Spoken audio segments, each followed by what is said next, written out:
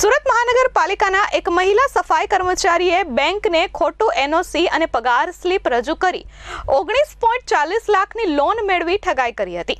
આ અંગે શહેરના અઠવા પોલીસ મથકે નોંધાયેલા ગુનાની તપાસ દરમિયાન બહાર આવ્યું હતું।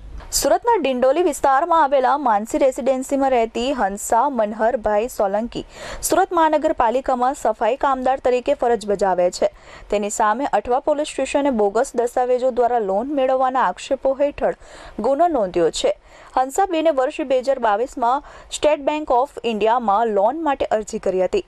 લોન મંજૂર કરાવવાના હેતુથી તેમણે એસકમ નામની ફાઇનાન્સ કંપનીમાંથી અગાઉ લીધેલી લોનનું ખોટું ક્લિયરન્સ એનઓસી તેમજ એસએમસીના નામે ખોટી પગાર સ્લીપ બેંકમાં રજૂ કરી હતી।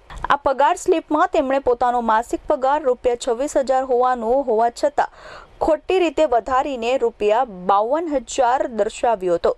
આ જ ખોટા દસ્તાવેજોની આધારે એસબીઆઈની શાખાએ પ્રથમ તબક્કે તારીખ 3/9/2022ના રોજ હંસાબેનને ₹6 લાખની લોન મંજૂર કરી હતી।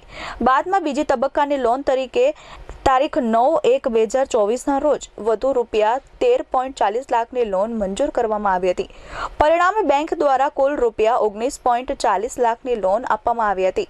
સપ્ટેમ્બર 2024માં બેંકના આંતરિક ઓડિટ દરમિયાન હંસાબેન દ્વારા રજૂ કરાયેલા એનઓસી પર શંકા ઉદ્ભવી હતી, જેથી તેમણે રજૂ કરેલી દસ્તાવેજોની તપાસ કરાવાતા એનઓસી બોગસ હોવાનું ખુલ્યું હતું।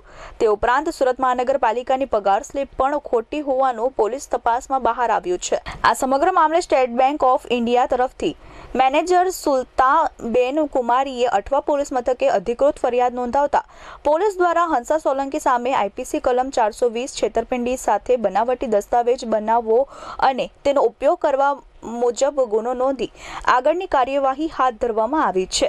હાલમાં અઠવા પોલીસ દ્વારા આરોપી મહિલાની ધરપકડ કરવા માટે કાયદેસરની પ્રક્રિયા શરૂ કરી દેવામાં આવી છે અને સમગ્ર કૌભાંડની પાછળ કેટલાક લોકો સંડોવાયેલા છે કે કેમ તે દિશામાં પણ તપાસ શરૂ થઈ છે। Bureau report S24 news Surat.